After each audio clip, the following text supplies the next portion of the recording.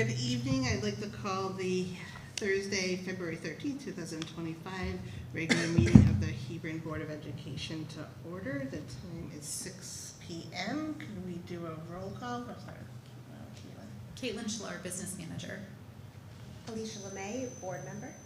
Nicole Matthews, Board Member. Tom Barrett, Superintendent.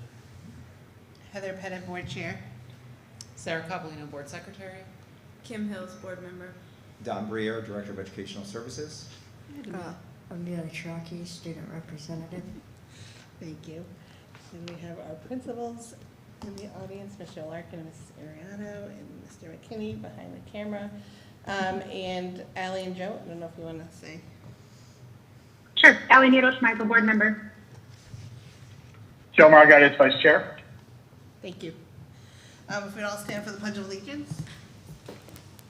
I pledge allegiance to the flag of the United States of America and to the republic for which it stands, one nation, under God, indivisible, with liberty and justice for all. Thank you. All right, Dr. Baird, recognition of the CAP Student Award winner, Thomas Case. All right, so Thomas is familiar to the board, our former student representative, and I'm going to ask Mr. Legato to come up to the table here, and Thomas, you can come up too. And Mr. Legato is going to share a few words for why Thomas was selected. You can actually take it right off of there if you want. Technology, sorry. We're pleased to recognize an exceptional 6th grade student for the CAPS Superintendent Award this year, Thomas Case. Thomas embodies the spirit of what the Superintendent Award stands for and looks to show those traits every day. Thomas consistently shows himself to be an upstanding citizen and is a friend to all, going above and beyond to make each and every person he comes across feel welcome. He gives all in everything he does, and his commitment to excellence in all fields is apparent immediately upon speaking with him.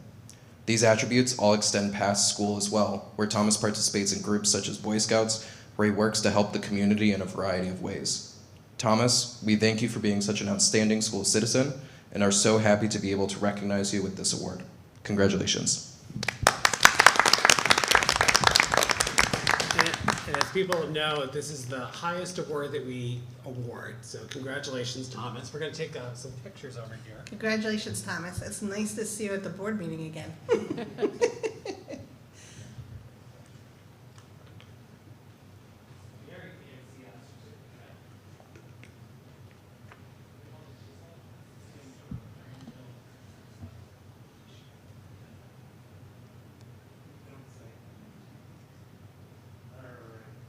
Oh, you can take one more. Dave will move if you want to get a good one. Anyone else? You sure?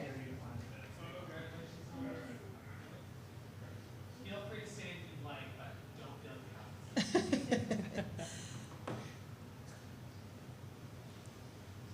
All right, wonderful. I'm not surprised you won an award. All right, and next our student liaison report. Hi, Amelia. Okay. All yours. Here's the update. So in kindergarten, students are mastering blending and decoding their CVC words in UFLI. They are also exploring wordly topics in bookworms, such as weather patterns, and will soon be beginning exploring all our past presidents. 5th graders are using their nonfiction reading skills to begin research projects. In math, they are working hard on decimal operations. 5th grade scientists are learning about the water cycle and how water is distributed around the world. 6th graders are wrapping up their 5th math unit involving arithmetic in base 10. In this unit, they worked to solidify their understanding of base 10 number system, extend their use of standard algorithms to add, subtract, and multiply decimals beyond the tenths and hundredths, and learned to use algorithms to divide. The work built on what students learned in earlier grades about operations on whole numbers and decimals. Students began by exploring the use of decimals in a shopping context by revisiting addition and subtraction of decimals, using both concrete representations and numerical calculations. Next, they will be moving into Unit 6, Expressions and Equations. In ELA, students are hard at work crafting literary essays on short stories that they have read. They are also working in research groups to become experts on fascinating topics such as outer space, GMOs, the Titanic, the atom bomb, diseases and illnesses, and climate change. In the library, all grade levels are putting their research skills to work. Each research project will culminate in a demonstration of what was learned and a related makerspace activity. In the art room, all third graders have been working with clay and learning how to add three-dimensional details to their work. Mrs. Modzelewski has been preparing student artwork for the upcoming show at Marlborough Arts Center for the next month. At GHS, students have been so excited to begin the gymnastics unit in PE. Students practice their balancing and strength using a variety of fun activities like the floor is lava. GHS is celebrating Kindness Week this week. We took a kindness pledge and showed kindness to our teachers by decorating the hallways with kind words and showed pictures. We also spread kindness from the student council and shared a token of kindness with every student in the school. We are also showing kindness to our community by collecting food donations for the food pantry in town. And HES students predicted the Eagles Super Bowl win by collecting more cans of soup and crackers for the Eagles Super Bowl box. All food was sent to the local food pantry. Thank you so much. I guess they were right about their Super Bowl prediction. Yeah. So I guess that made sense. That was excellent. Thank you so much, Amelia. I really appreciated your update. You're welcome. Thanks, Amelia.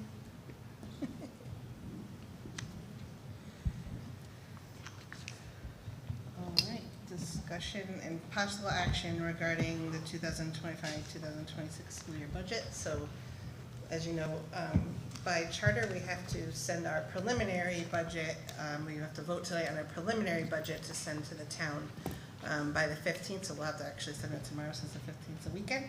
I know Dr. Baird has some updates and maybe Mrs. Shalar, so we'll go through those. And then starting next month, we'll go more line by line and really delve into our budget and get to a final and let the Board of Finance know.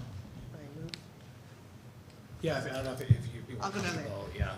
I'm just gonna give you a couple of big picture highlights here before we finish the department presentation. So we did probably a little bit more than half the departments last month, and we're gonna finish those more operational departments this month. But I wanted to start by showing you what the state sort of landscape is for budgets. I think that'll help put things in perspective. So we're one of the first districts to put out our budget, so we didn't share this information with you last month because at that time there might have been like 5 of us on the chart. But since then, you can see we probably have about more than half of the state now reporting their initial budget request at least for the Board of Ed. And you can see a very wide range this year, with many above 7%.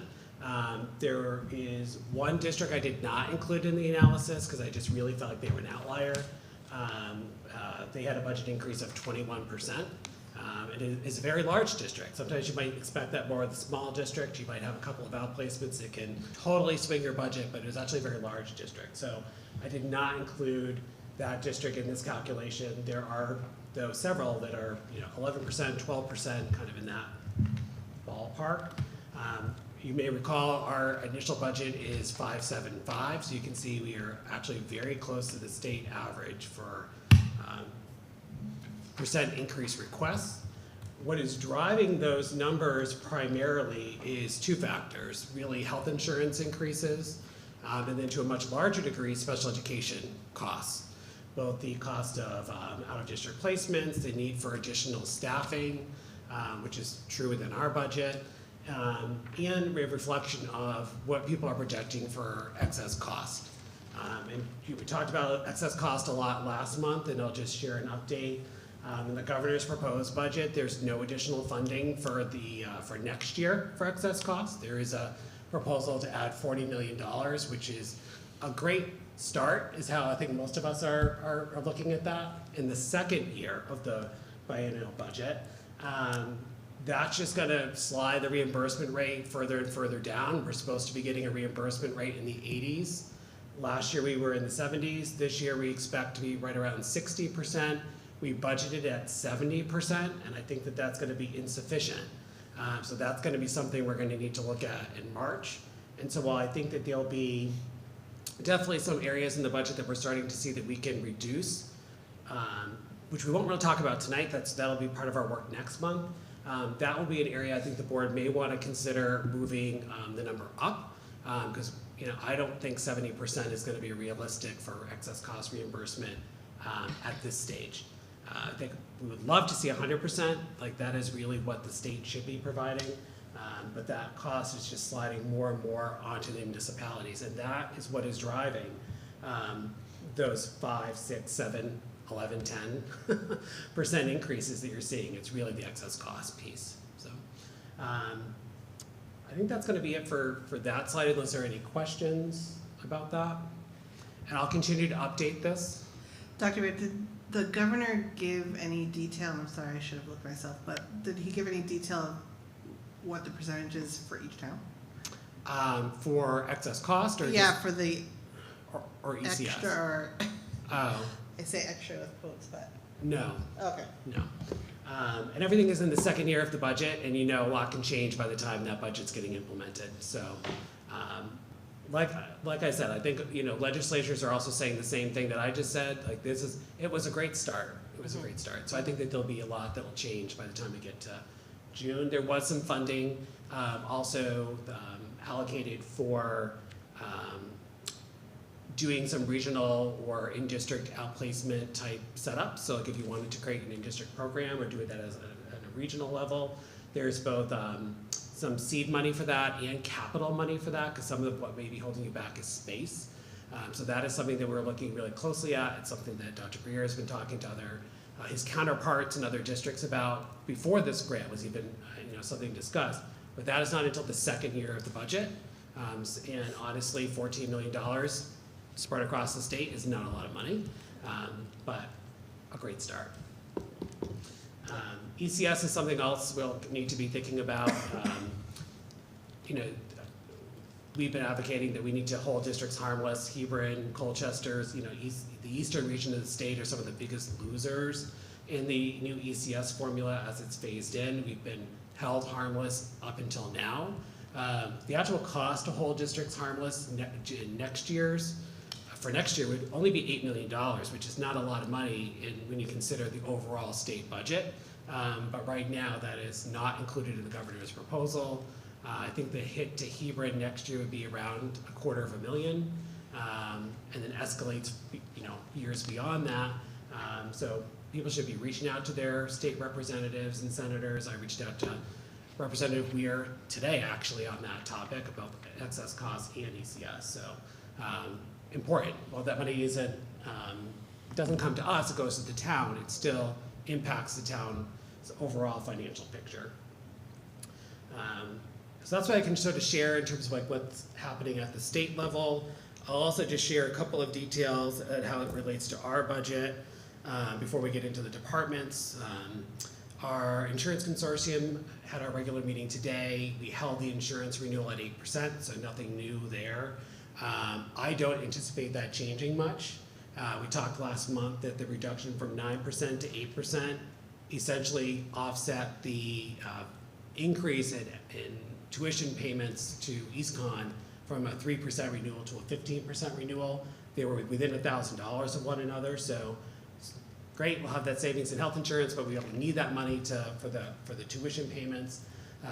And I don't expect the insurance number to change dramatically from that 8%.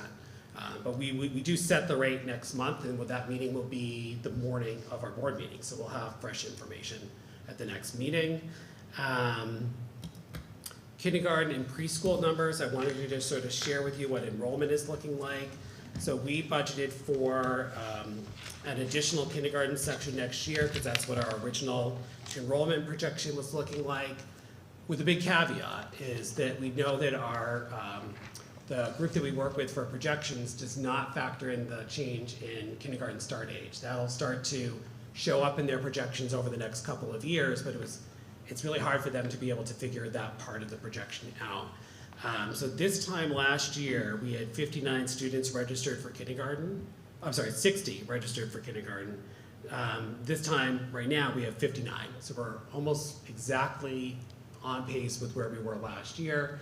If that trend continues, we'll be able to eliminate that sixth section, the new section of kindergarten for next year. It's premature, in my opinion, to do that now, but last year we did that in March. So I think that next month, if the numbers are looking similar, that might be a reduction that you'll want to consider. That's around 80,000 or so. The other thing I thought was very interesting was the preschool lottery application list. So this time last year, you had 32 applications for preschool. And remember when the lottery was finished, you had 17 families on the wait list, and that's an additional classroom. Right now, so 32 last year, right now you have 48. I think that's a direct response to the kindergarten start age change. So you have a much higher demand for preschool than we've ever seen before, ever. And that's going to be a need in the community. So that's going to be something for you to consider as well. You've got the additional set full day section in the budget within that 575 number. So that'll be something for you to continue to think about and make decisions about as we move along. But there's definitely a community need that's more robust than we've seen before. And that's, I think, it for that's it for my updates right now on the sort of like big picture. I'll turn it over to Mrs. Shillar to continue with our departments. Okay. So tonight we're going to start on page 85 of your book. That's the Central Services and Transportation tab. Oh, and just for board members too, you saw you had an updated page that was on your table. So we know we emailed that out, but there was an update in the personnel page, and so you can just slide the new one in and take the old one out, or keep the old one if you want, but you've got that new page. Okay, so I'll be going over Central Services and Transportation, Technology and Facilities tonight. So this description of Central Services talks about how this department is responsible for financial management and operations, including payroll, transportation, facilities, technology, and food services. But just to be clear, this portion of the budget really is just looking at that financial management, payroll, and transportation, because the other pieces are budgeted elsewhere in the budget. So I just wanted to make sure that part was clear. As you may remember, we're moving into year 2 of our 5-year contract with DATCO. So there was a bit of a spike last year in our transportation rates, but not as much this year, because we're just sort of continuing that through. So overall, in the Central Services budget, you can see, I don't know if you can see, I don't know if I can point. Yeah, there we go. We've got an overall increase of 0.97% in this particular department. There's one item that's swinging this budget significantly in one direction and one that's significantly in the other direction. So I'll just show you that on the next page. So we had discussed this last time we met, and just as a refresher, our pension and annuity in the past had gone through accounts payable. It was all paid out of one line in the Central Services budget. It's now processed through payroll, which allows the pension costs to go to the departments in which individuals are employed. So this is a $100,000 decrease in this section of the budget, but that's not a savings overall. That's just elsewhere in the budget. The other major change in this section of the budget is this is where the offset for the food services deficit we're anticipating for next year, that's where this lives. So we're anticipating a deficit of about $71,775.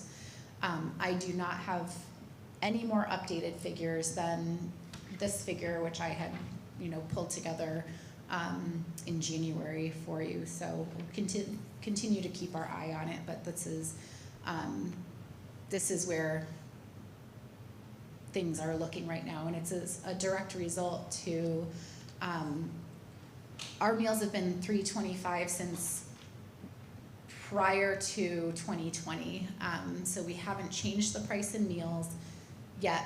As we all know, cost of personnel increases, cost of food has increased, so we definitely have some increased costs here with COVID, and you can see it in the food services section of this budget. There's a chart which I've presented to you at other board meetings, but I included it in that section. There's a chart that kind of shows year over year the revenue and the expenditures, and how we had quite an increase of revenue over several years of COVID funding and free meals, but our expenditures also went up. Of course, we're serving more meals, that costs more money. We added some additional staff during that time.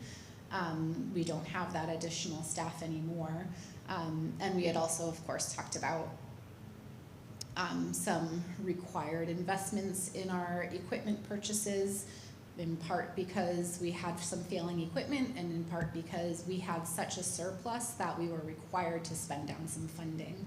So we aren't going to have as high expenditures as we've seen in the past 2 years. So I say all of this to say there are a lot of moving pieces in food services right now. So as I said, I'll keep an eye on it.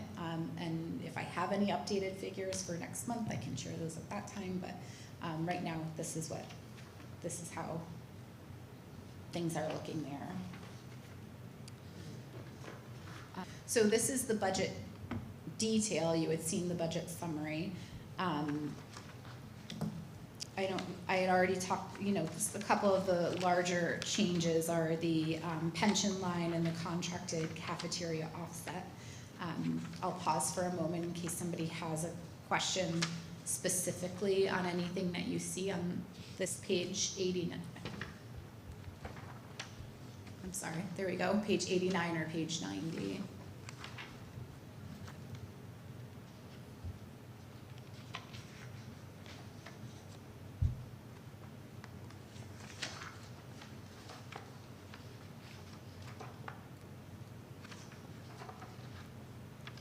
What is the percent of the audit we pay? Is it 50?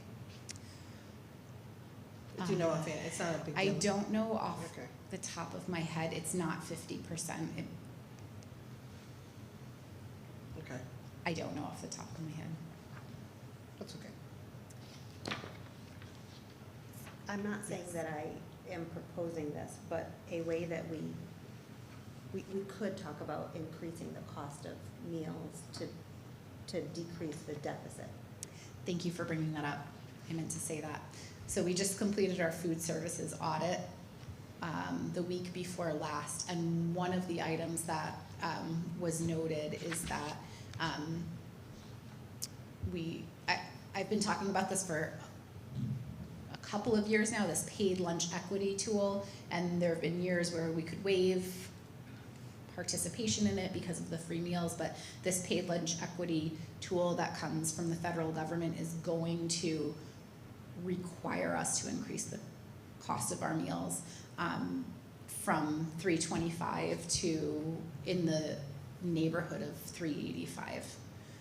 I'll have some more solid figures on that in the coming months, and that'll be something that you'll discuss as a board, but absolutely.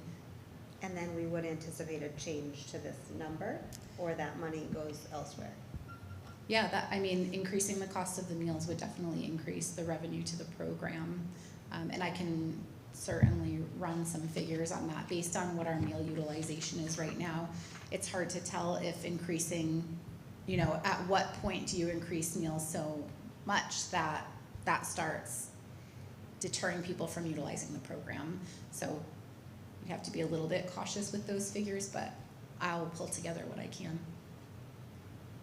And I'll just tell you too, that there were some proposals in the governor's budget around free breakfast and waiving the fees for reduced families so that they have free meals. That is in the second year of the budget, not the first year, I believe. And the figures that are proposed, nobody feels like they're sufficient to cover those ambitious goals. So I think that the funding will need to be looked at as well.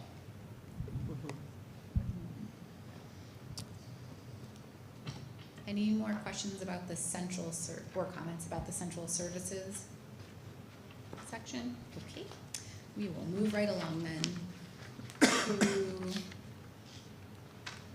technology. And I have Mr. McKinney waiting in the wings if I need to phone a friend. So here is our summary of the technology department, and if I can just highlight a couple of pieces. So of course we see the computers, we see the tablets, we see the iPads. The other pieces that we don't always see are the wireless access points and the network equipment.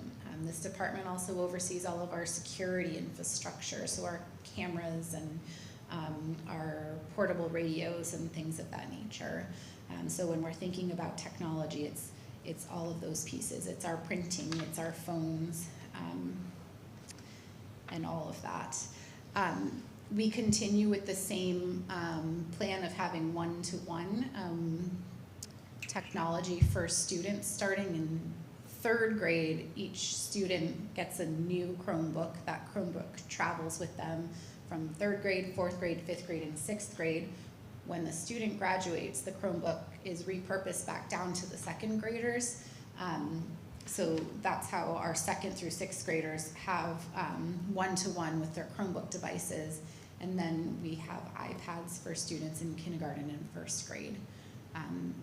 The lifespan of this equipment is about 5 to 7 years. So when we are refreshing equipment, we need to have an investment in this hardware every year. So that's a 15 to 20% replacement of all of our devices across the district, just because they reach end of life in that 5 to 7 year span.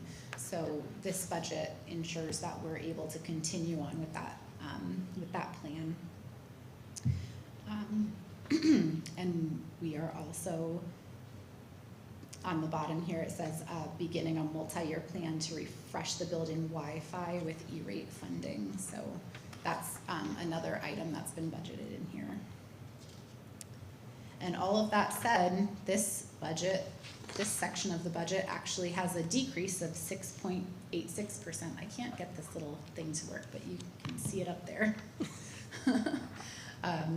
So the major reason for the decrease in this budget is some repositioning of staffing. Although we've not lost or gained any employees, this department has lost 0.3 FTE with the restructuring between technology and facilities. So that's the major change in this budget here. So you see that, this is our narrative of the major changes, and the salary section gives you more detail about that.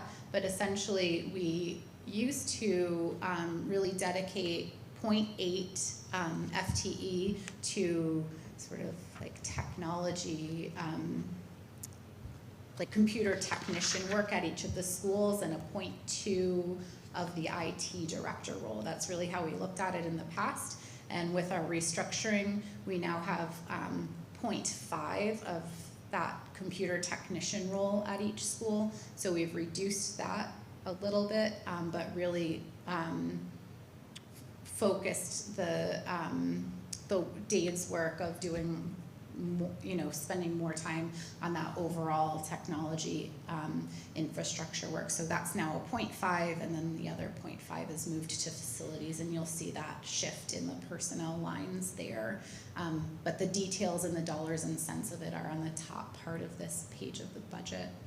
Overall, well, if people remember from the summer when we embarked on that sort of restructure of leadership for facilities and technology, we actually resulted in a slight net savings with that. So there's still 3 people, but it's reorganized.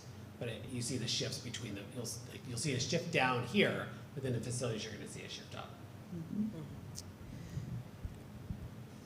So I have the note again about the pension, so if you see in the budget detail section, the benefits and pension line has increased, and that's for the same reason we've described before. We do have an increase in technology hardware. Things are just costing more. However, there's also technology purchases that are budgeted here for the additional preschool classroom, and that's $5,700 in technology needs for that classroom. We had a pretty significant savings of almost $14,000 in our copier lease agreement. I'm just looking at some of the copiers we had and the utilization of those machines, and adjusted our equipment and had a good amount of savings. So that was a win, and that's we're in year 1 of our 5-year lease.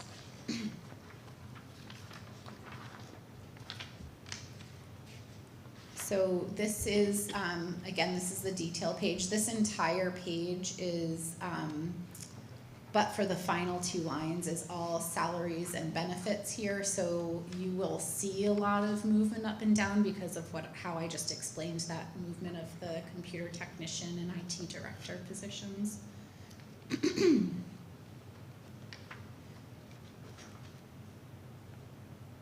And then the next page begins, so that's page 96, begins contracted services through supplies and equipment. I've already sort of pointed out the major changes, so I'm not going to go into any real detail here, but again, this is the end of the technology section, so I'll pause and answer any questions you might have.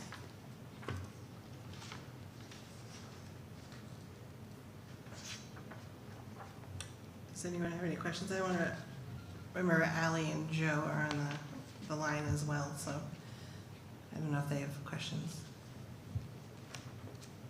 I'm good, thank you.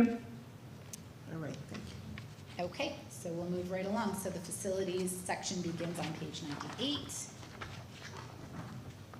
Brief summary of our facilities. Fun fact, we have over 146,000 square feet of building space and over 50 acres that our small facilities team is working to maintain throughout the year.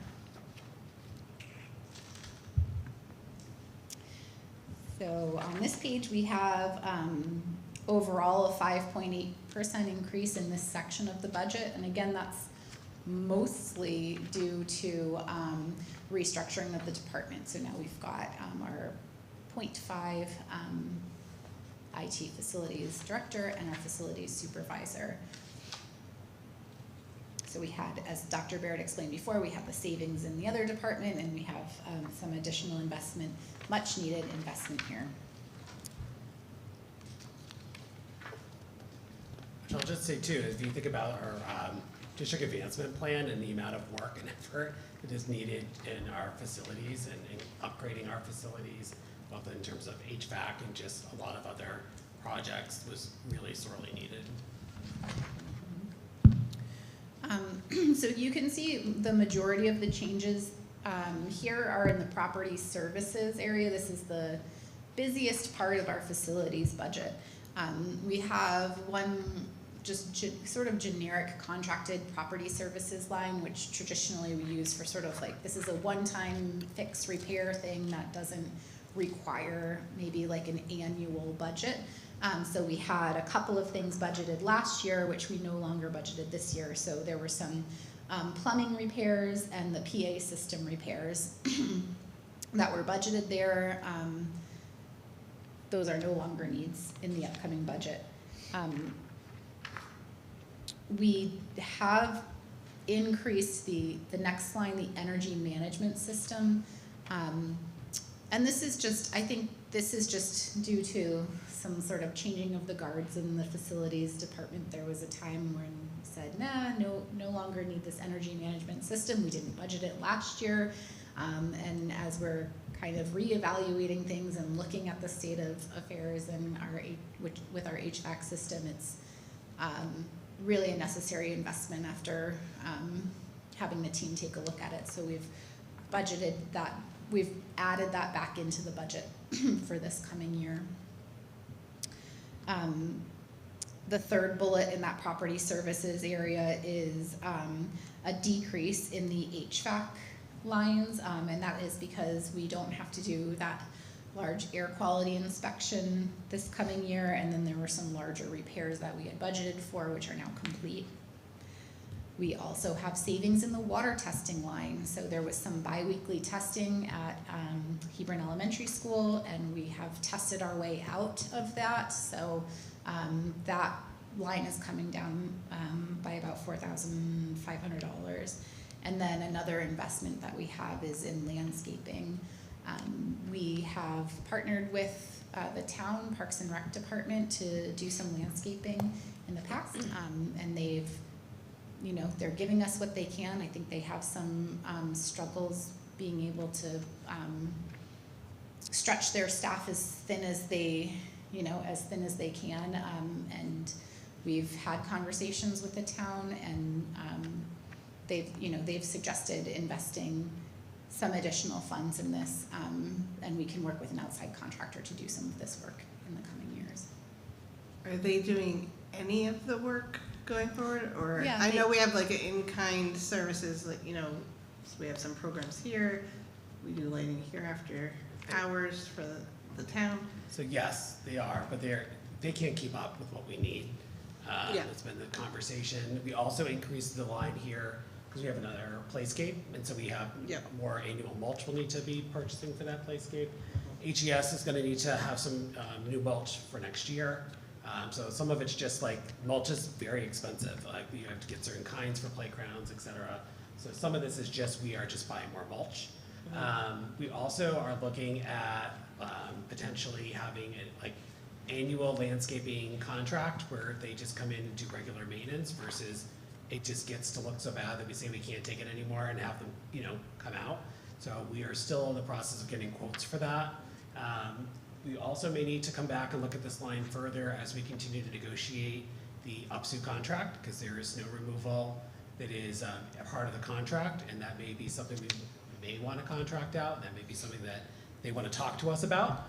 So that would also fall into the same line. So I've also talked to RAM, because RAM contracts out for both landscaping and snow removal, and it's becoming much more common. So but it has been honestly a struggle getting quotes for landscaping. So we've reached out to many companies, and some have returned our calls and some have not. And it's taken a long time to get quotes back. So we are working really hard to get some more refined quotes so that we can look at this in March. And so hopefully we'll have some more information to share then.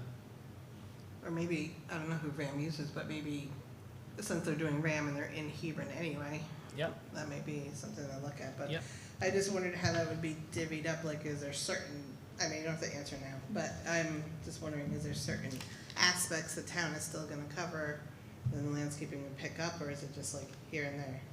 It's here and there, and they just really can't commit to it.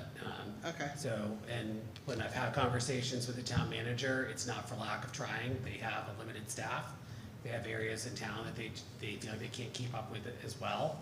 And it may be something that the town needs to look at it within their budget, but they're not that they need more personnel in this area. I don't know. But they've communicated to us that they can't do any more than they're doing, and we don't feel like it's adequate. And so, we're not going to get anywhere continuing to ask for more. So, to get together, we talked to the town, that if we're going to need to contract out, we'll need to have that be part of our budget. So they're aware of it. All of the lawn mowing and plowing, that's not a change. That's something that they've continued to do, and the plan is to continue doing that in the future. It's more of the maintenance of the mulched areas. So just like how whether it looks pretty or not in front of the building, but also the courtyards have really kind of gotten out of control. We haven't necessarily invested the funds to keep up with that either.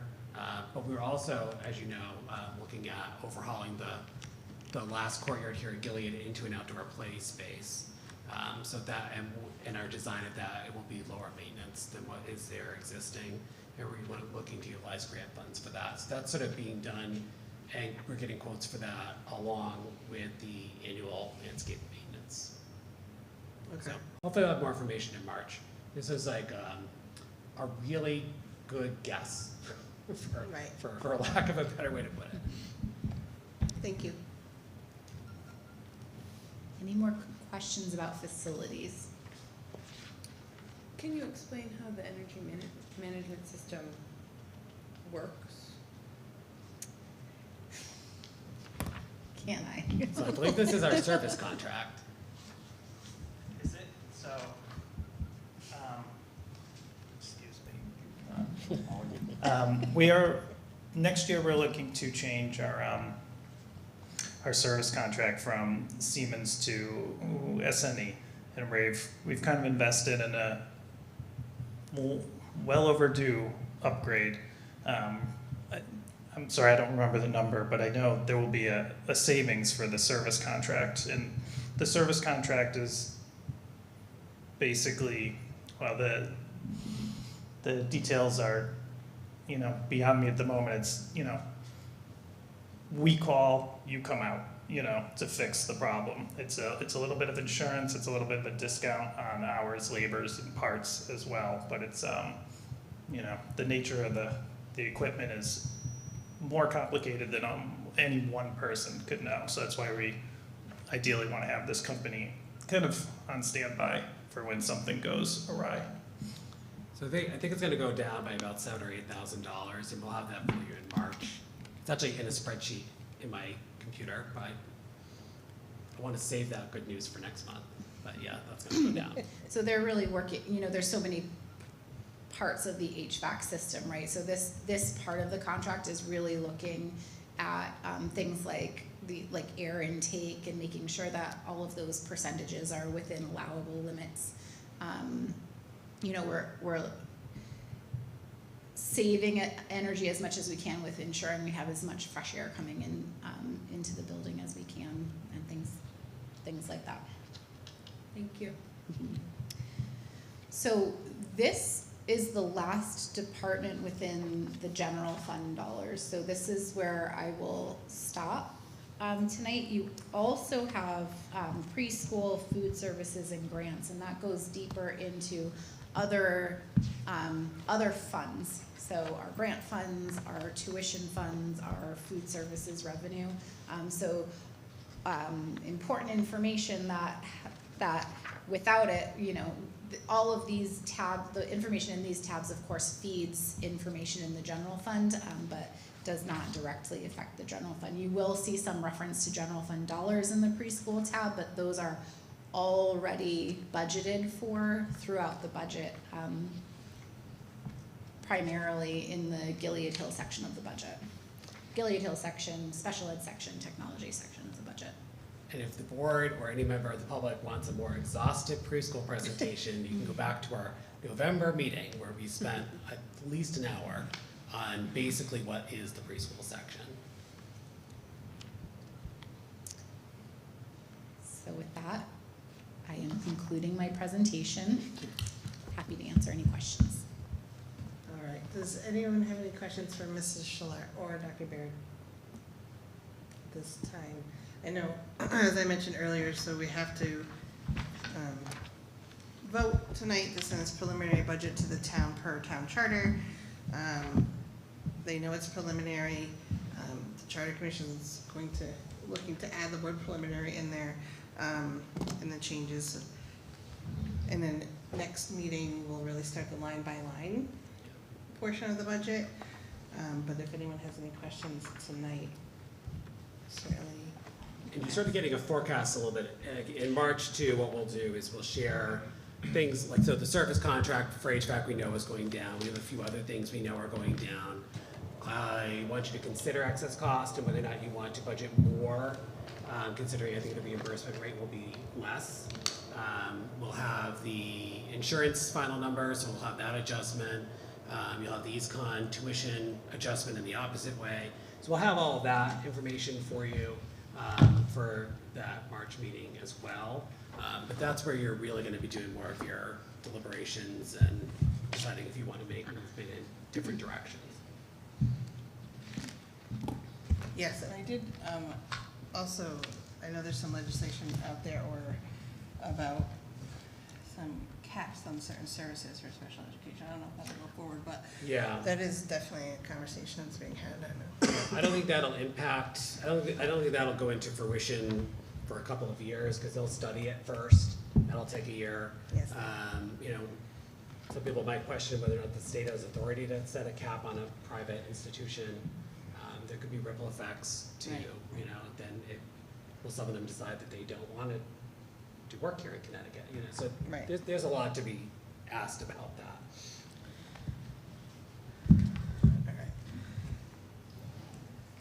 All right. No more questions? So I'm gonna ask for a motion. I know Ally really wants to make this motion. Ally, you're still there?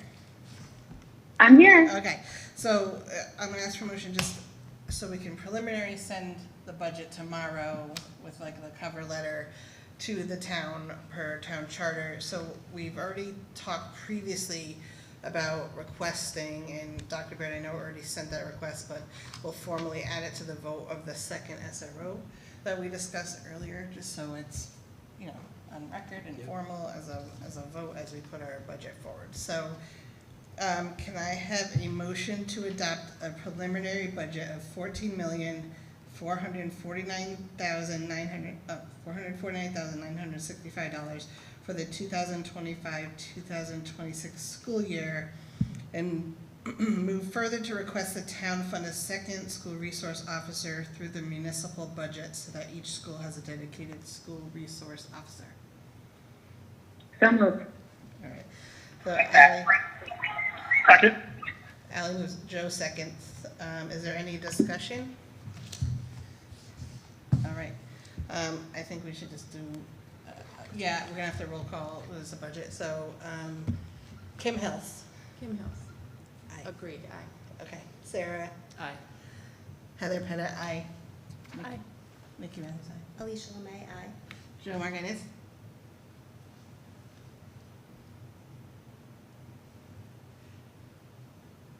Yes. Okay. Ally? Schmeisel? Aye. Aye, all right, so motion passes unanimously, thank you. All right, and so we'll send that, I'll send that tomorrow to the town manager and probably copy the Board of Finance as well.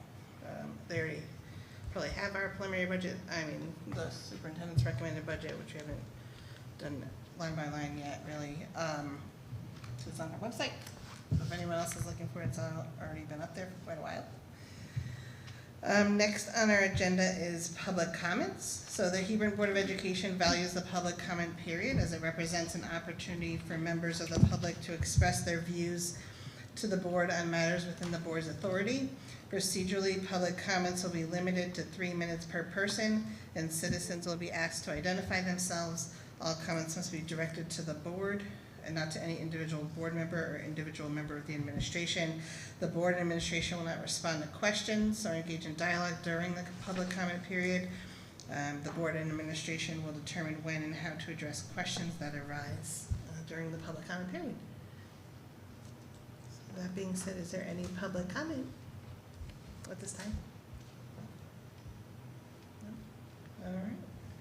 Seeing none, we'll move on to the approval of minutes. So I just ask for a motion to approve the regular meeting minutes of January 9th, 2025 as presented. So moved. All right, Kim moves. Second. Alicia seconds. All right, any discussion? All right. Because we have two people on the phone, I'll just do roll call. So do a roll call vote. Kim? Aye. Aye. Sarah? Aye. There? Pettit, aye. Nicole Matthews, aye. Alicia Lemay, aye. Joe Martinez? Aye. Ally Schmeisel?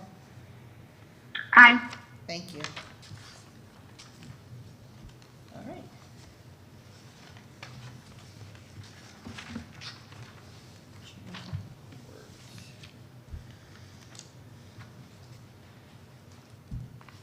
So, okay, so next on the agenda is the chair's report. We've been doing the budget, so that we really haven't had any other, anything else going on besides that. So I have nothing really to report, in regard to Charter Commission and the Board of Education. There haven't been, any changes other than what we've discussed in the past, so I don't really have any updates at this time. Dr. Bear, the superintendent report. All right, so I have a number of updates, and so I'm gonna kind of take you through kind of almost bullet by bullet here, if you're following along with my written report.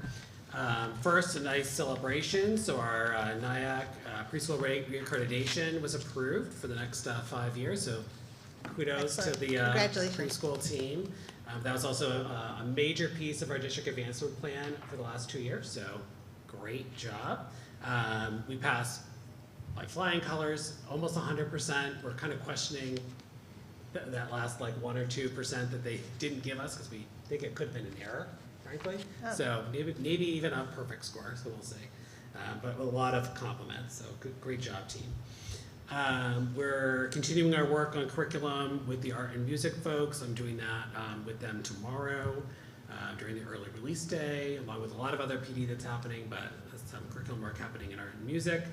In addition, we're working to update our curriculum guides. We have those grade level guides on the website to include some updates around STEAM and Spanish. So there was a lot of work around the STEAM program here, integrating the Spanish program, and just some of our different science materials and curriculum resources. We want to update that. We also have been adding those engineering pieces at Hebron Elementary. So we want to have that reflected in those curriculum guides as well. Really, because we're trying to get all of our unified arts like up in and reflected on those curriculum documents. So that's part of the work we're doing around art and music as well. So more to come on that, but we'll continue to add more and more to those documents.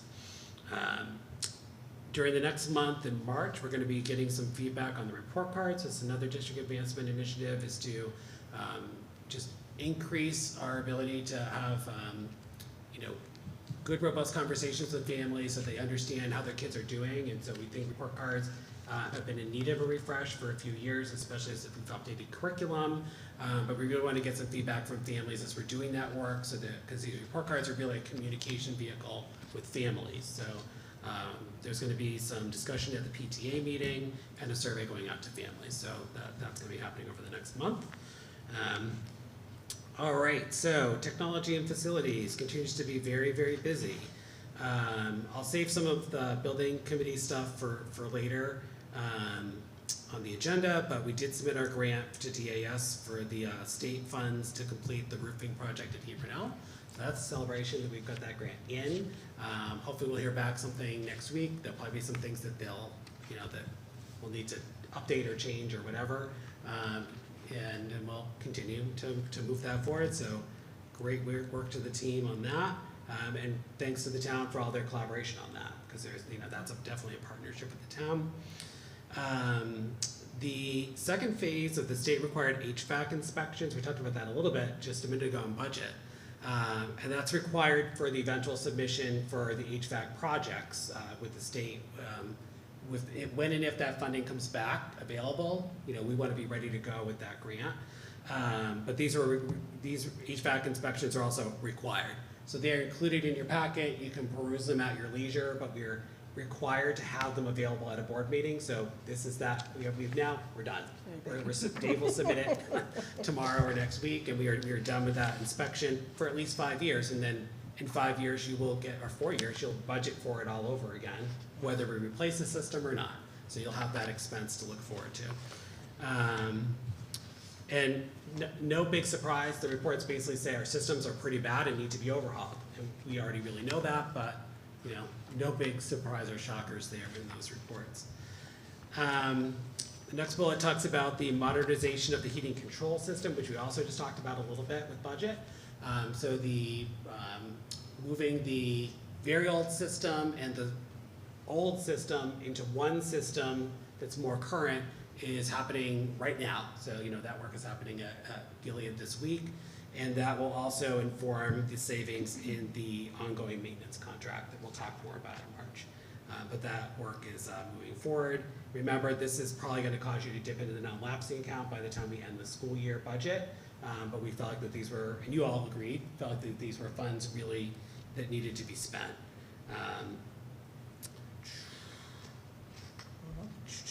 I'll talk a little bit about the CIP budget with the town. So this involves the request we had around the HES playscape. So you'll remember the repairs were funded. Those have been, all the things that need to be fixed have been ordered and are coming in.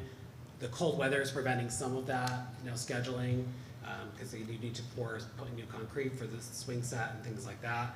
But as soon as that work can be done, it will be done, and we thank the town for their support in funding the repairs. We also submitted as part of our capital budget a request for the replacement of that playscape. That was not included in the town CIP budget. Didn't really think, I didn't necessarily think it was going to make it. I think that the town is thinking, we funded the repairs, that's gonna get you through another couple of years, and we'll continue to keep that there, and eventually we'll need to fund it. So, but the CIP budget overall is over $3 million, which is like 3 times as much as it usually is. The only project of ours that is on there is half of that budget, $1.5 million for the roof, asbestos abatement, fireproofing project here at Gilead that's now been moved to summer 26. I think everybody, when I watched the Board of Selectmen meeting, they discussed that capital budget is too large, they're gonna need to do work on that.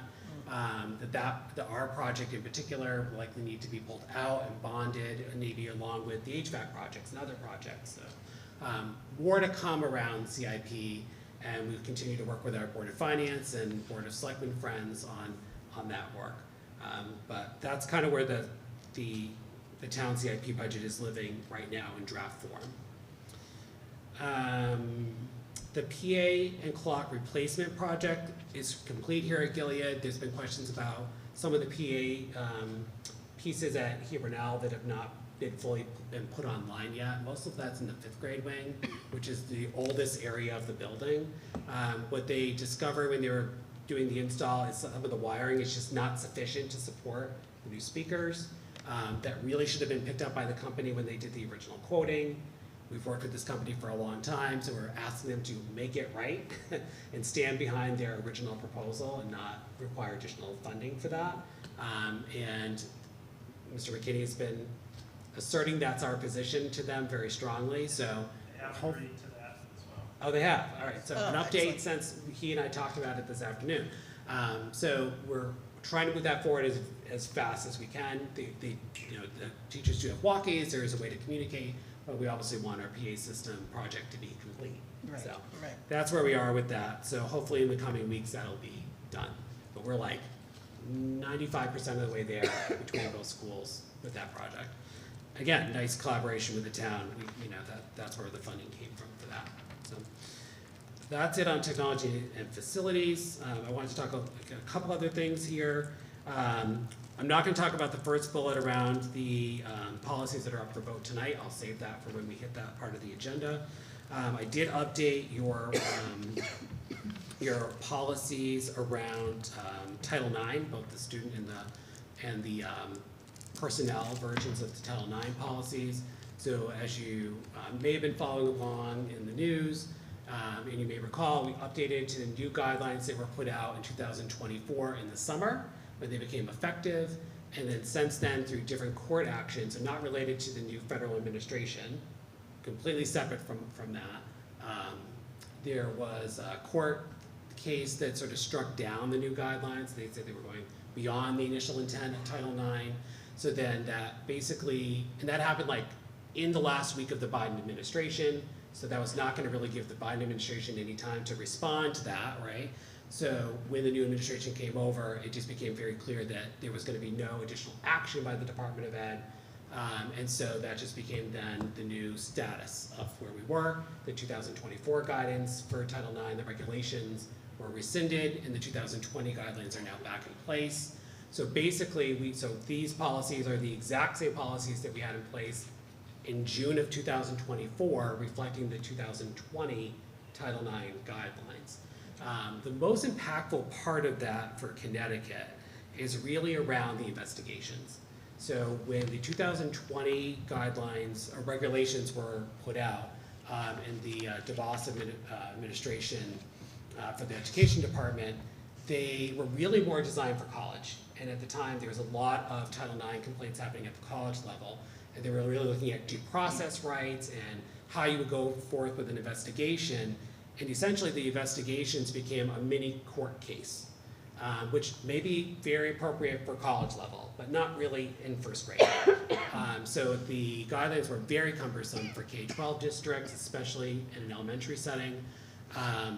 So anyway, we're not happy about that shift in terms of because the 2024 new guidelines were much more of a K-12 style investigation that you would do, much more sort of informal, the way you would investigate a bullying, case or something of that nature.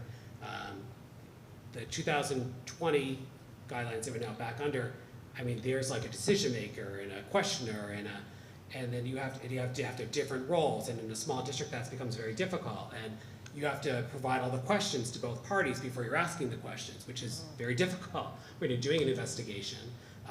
And so it's just very, very cumbersome investigation rules. So we were very happy with the new guidelines that was sort of gone, and you would do an investigation more like a bullying investigation. So now we're back to those guidelines where we're doing those formal cases. But one of the things that the old guidelines had that is pretty applicable in the elementary setting is that the Title IX coordinator, who is Dr. Briere, can decide from the very beginning, looking at a complaint, whether or not, if all of this was true, not deciding if it is or not, but if all of the facts come out to say that this was a true occurrence, it doesn't meet a level of Title IX violation, so we're not going to investigate it. So under the old guidelines, which we're back to, you have that provision. So in most cases in the elementary world, the allegations that we typically have seen that would fall under like a Title IX, at least a cursory review, are going to not rise to the level of a true violation of Title IX. And then you would say, this is not going to be a Title IX investigation. However, this would be still a school investigation. There's still like maybe allegations of bullying. So we're still going to investigate it, but we're not going to investigate it under this policy because it's not going to be found to have violated this policy, essentially. So the new guidelines did not have that provision. So we were not really thrilled with that when the new guidelines came out. So there's good and bad, I guess, when it comes to the regulations. But that's sort of like how they sort of impact us. So anyway, we're back to 2024, and they're the exact same policies we had in June. Any questions about that? Okay, all right. Thank you for Two last things here. The Professional Development Evaluation Committee met on January 15th with a focus on our mid-year reflection and meeting process. It's a refreshed evaluation system this year, and we're continuing to feel like things are going well, and we'll continue to meet and reflect on it as we're going and perhaps make changes along the way, but right now things are going well. And then the last thing I have for you tonight is a request for a year leave of absence for Allie Caniff, who you may recall took a leave of absence a couple of years ago when she had her first child. She is due in June, I think, with twins. So she's going to have her hands full and is requesting the year off next year. So I would ask for someone to make a motion to approve that. I make a motion that she enjoy time with her new baby. So there's some formal language there. Well, that's it. Yes, so Kim, you want to make a motion to approve a child rearing leave for the 2025-2026 school year for Alexandra Kay. So moved. Thank you. Is there a second? Second. Alicia second. Any discussion? All right, I'm sorry, we have to, because it's on the phone. So we'll do a roll call. Kim? Kim Hills, aye. Sarah Copolino, aye. Heather Pettit, aye. Nicole Matthews, aye. Alicia Lemay, aye. Ally Schmeiser? Double aye. And Joe Marganis? Aye. Thank you. So I just pulled my notes here. So it was Kim that made the motion? Yep, and Alicia Alicia, seconded. all right, thank Yeah. you. All right, we'll be sure to let her know. Thank you. And we really hope she comes back to And us. after that. I know congratulations she's to going to have her her. hands full, but Yes. But also exciting. yeah. All right, Mrs. Schleier, business manager report. Okay. So, the first piece under my report is the student activities account. I just want to highlight that the Gilead Hills Student Activities account received 2 $500 donations from ECHN. So there are 2 of our parents, Sarah Satilli and Megan Kochuk, who were recognized by ECHN and chose Gilead Hills School as their organization to which to donate some funding. So we thank both of them. Yeah. Under food services, you see that we have for January spent a little over $31,000 and received only $23,000 in revenue. So we had another month of deficit, but this significant difference was mostly due to our final sort of investment in equipment.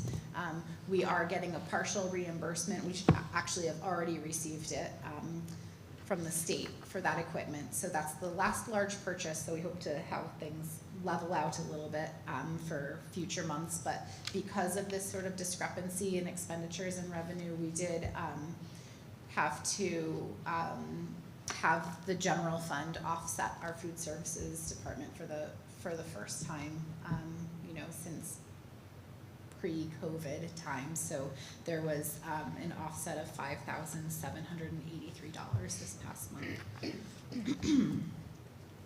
I had mentioned it before, the food services program underwent their administrative review. There were a couple sort of administrative items that were noted. We'll work to correct those by early March. But overall, we had really positive feedback, especially with just the operations within the kitchen and going through the line. So we really thank Lisa Bennett for all of her work with our program, and our food service director, Chris Wallace. I don't have any preschool fund updates or grant fund updates for you. We have signed paperwork from our auditors regarding an extension to the audit, so we do not have an audit now, but I'll keep you updated if we have any more information.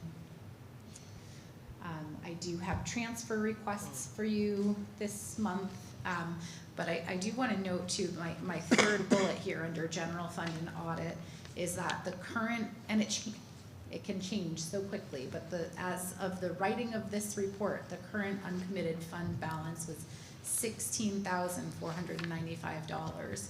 So that's quite low for this time of year. Remember, we have unencumbered items like substitutes that we know that we have to pay for, but we can't encumber, and that alone would throw this entire budget over budget.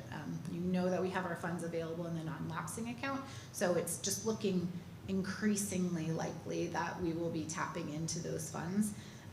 Things that could sway the budget in a different direction is we have funds encumbered for some vacancies right now. So every day that those vacancies go unfilled, there becomes more money available.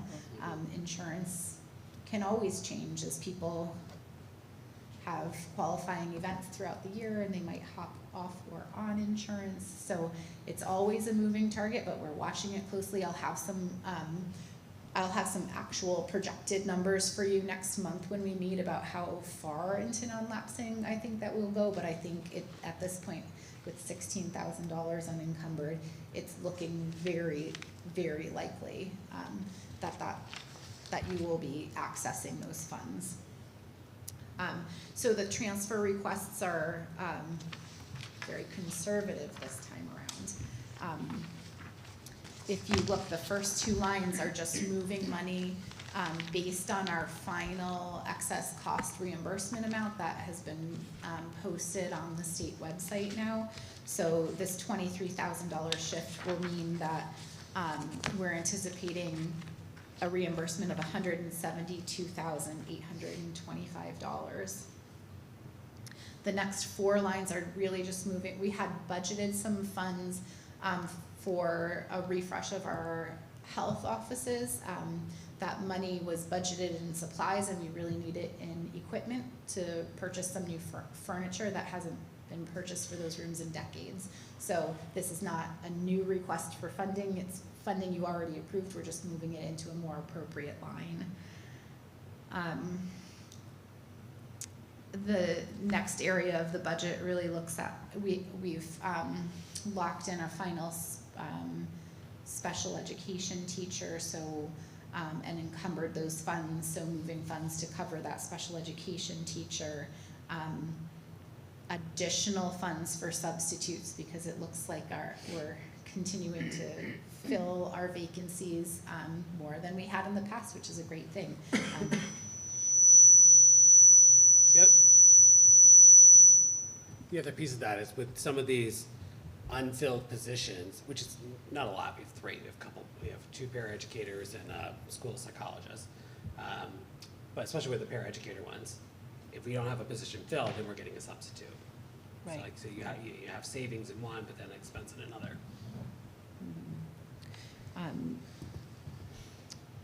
Then it sort of moves on to some smaller amounts here. The movement of the firewall money, that's just a clerical issue. You approved this before, but I moved it into the wrong line, so we're going to move it into the right line now. Sorry about that. And then you can see lower that we had some instructional supply savings. We're moving that to make some book purchases, and then we continue to find some insurance savings. The copier lease was lower, as I had mentioned before, a little bit of savings in tech hardware. So that's where, and so the paraeducator line has, savings is a terrible word to use, but some savings because of those unfilled vacancies. So that's sort of where the money's coming from to kind of fill in some of those other places. Can I answer any questions about this? Does anyone have any questions about the line item transfers?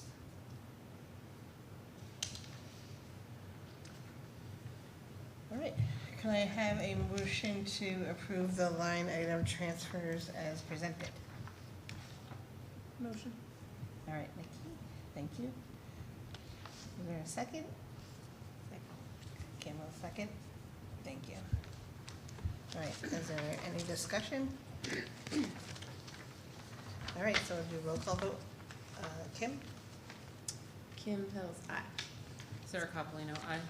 Heather Petta, aye. Nicole Matthews, aye. Alicia Lemay, aye. Ally Schmeisel? Aye. Joe Margaitis? Aye. Thank you. All right, motion passes unanimously. Thank you very much. Thank you. Thank you.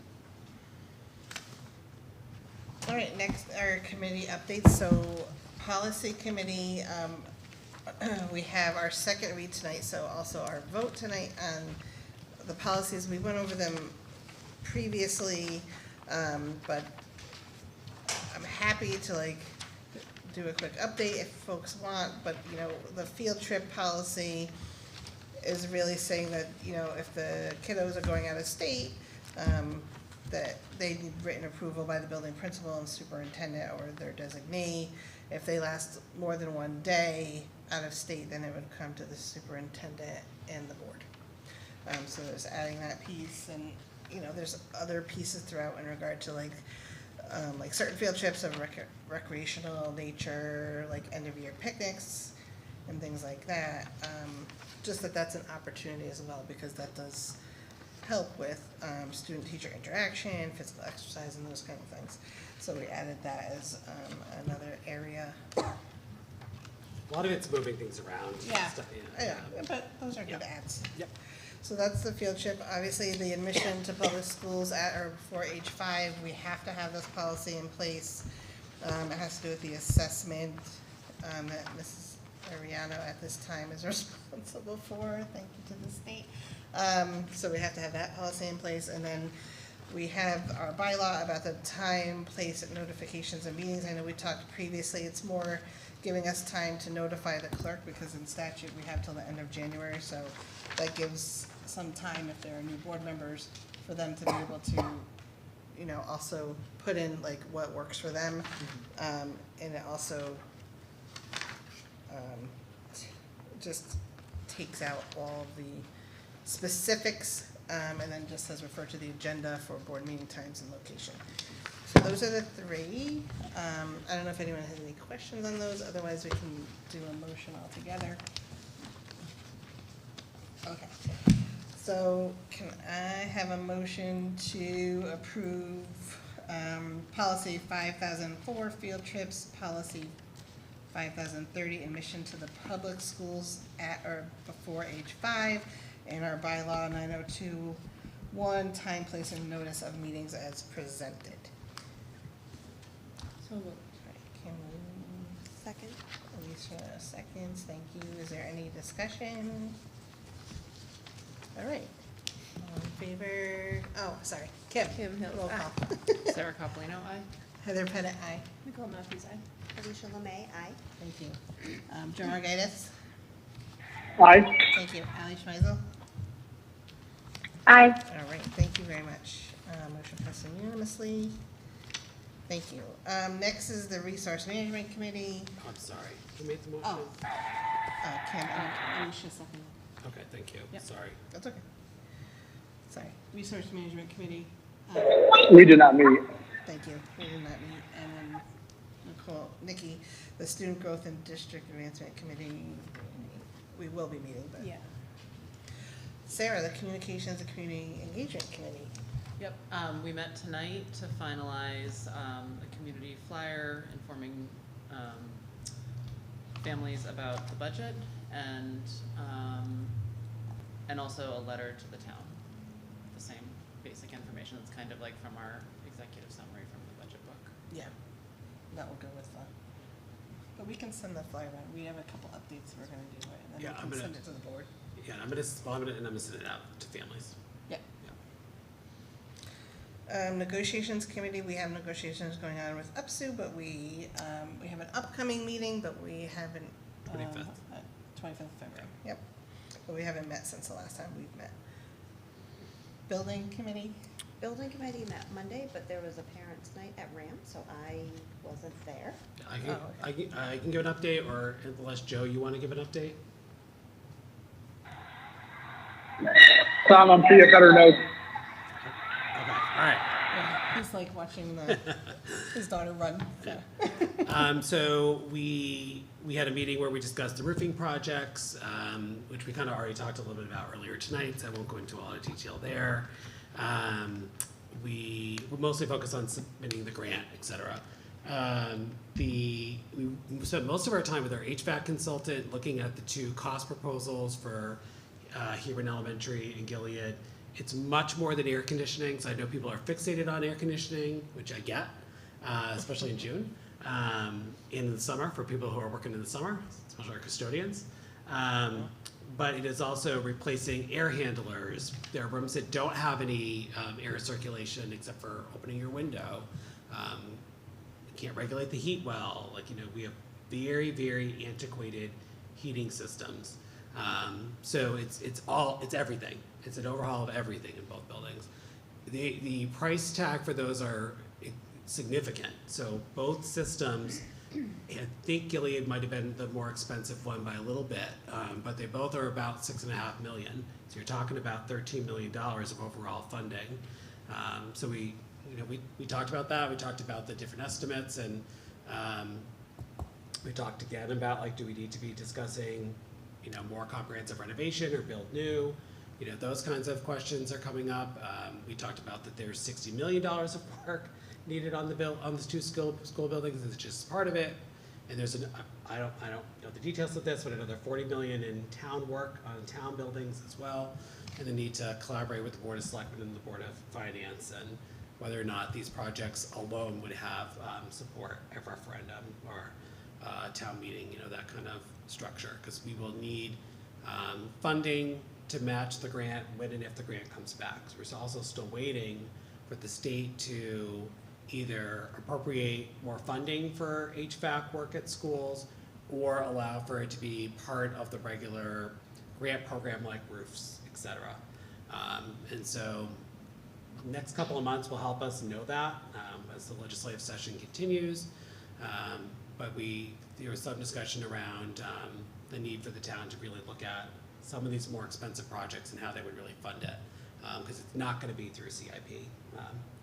So that's sort of it. So we're kind of in a holding pattern, frankly, with the HVAC work until we have more clarity from the state, because that would then inform what the town might do next in terms of local funds, or whether or not these are really the right project and we need to be looking at a different kind of renovation project. So that's kind of summarizes it. All right. Yes. Okay, thank you. PTA liaison.